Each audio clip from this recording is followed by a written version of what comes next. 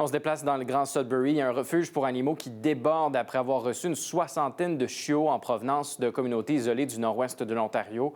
L'organisme cherche urgemment à trouver des familles d'accueil temporaires pour alléger la pression sur le chenil. Aya Dufour. PetSave était déjà surchargé avant l'arrivée de ces chiots du nord-ouest de l'Ontario. Mais la directrice de l'organisme affirme qu'elle ne pouvait pas refuser de les accueillir.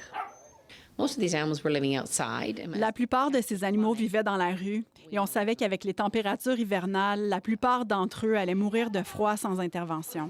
L'espace d'accueil du refuge a donc dû être transformé temporairement pour héberger les nouveaux venus, le temps de trouver des familles d'accueil. Mais cette solution est temporaire puisque l'organisme doit également s'occuper d'une centaine de chats errants, en plus d'une vingtaine de chiens adultes. Heureusement, tout le monde se rend compte que l'on traverse une crise et qu'on a besoin d'aide.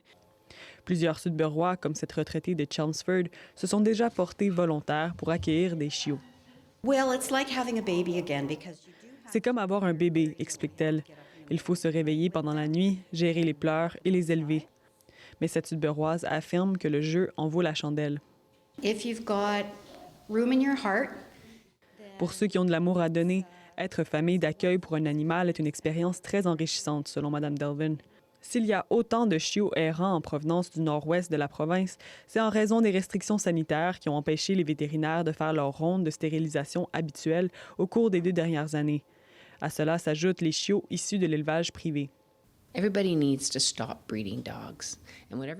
Arrêtez de faire de l'élevage de chiens. Les refuges débordent d'animaux qui ont été abandonnés après la pandémie. Il y a tellement de chiens qui n'ont nulle part où aller. On va ressentir l'impact de cette surpopulation pour les 15 prochaines années.